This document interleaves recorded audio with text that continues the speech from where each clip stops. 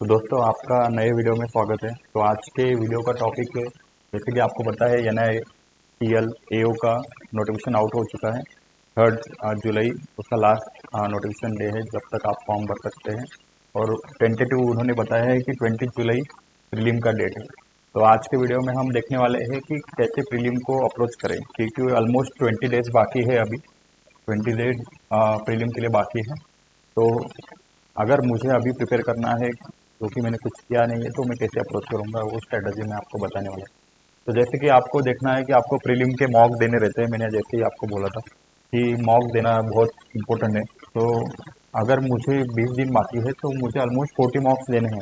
तो मैं क्या करूँगा कि प्रीलिम के जो मॉक्स है, टेक्स्ट बुक हो गया या ऑलिव बोर्ड हो गया, उससे 2x20 यानी डेली 2 मॉक दूंगा, जिससे ऑलमोस्ट मेरे 40 मॉक्स हो जाएंगे लास्ट फिल्म के डेट तक। तो और उन्हीं 2 मॉक का मुझे रोज एनालिसिस करना है। आपको ये ध्यान में रखना है कि उन्हीं मॉक को आपको वापस वापस एनालिसिस करना है कि आपके मार्क्स कहाँ पे जा रहे हैं। और सेकंड, आपको ध्यान में रखना है कि हर मॉक में आप ऑलमोस्ट 70+ स्कोर करने का देखिए।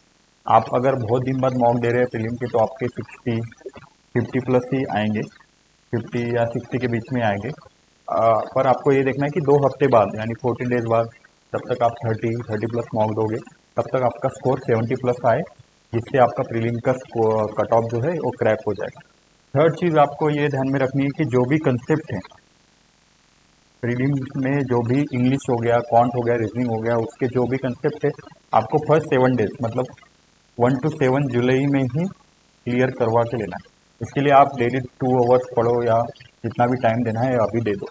और उसके साथ साथ आपको ये भी देखना है कि जो भी आपका मेंस का पेपर है, उन्होंने बोला है कि मेंस जो है 31 अगस्त को होगा, 31 अगस्त। तो ऑलमोस्ट 1.5 मंथ है प्रीलिम के बाद। तो आपको ये भी देखना है कि उसके लिए आपको 3 मंथ्स का जो CA है, करंट अफेयर है, वो करके रखना है। तो जैसे कि अभी जून खत्म हो रहा है, तो आपको जून, जुलाई और अगस्त, इन 3 मंथ को डेफिनेटली करना है। तो जून का करंट अफेयर भी साथ साथ में आपको करते रहना है। तो अगर मैं स्टार्ट करूंगा प्रीलिम का प्रिपरेशन अभी 1 जुलाई से, तो मैं क्या करूंगा, रोज 2 मॉक दूंगा।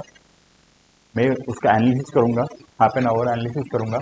उसमें कितना स्कोर आ रहा है वो देखूंगा। 70+ स्कोर आ रहा है तो मुझे थोड़ा सा मैं कॉन्फिडेंस जो है बढ़ जाएगा। आपको क्या करना है, और एक चीज़ ध्यान में रखो कि जो भी मॉक्स दे रहे हो आप 8 to 10 AM के बीच में ही दो। जो फर्स्ट शिफ्ट का टाइमिंग है वो 8 to 10 AM रहता है, उसके बीच में ही मॉक दो।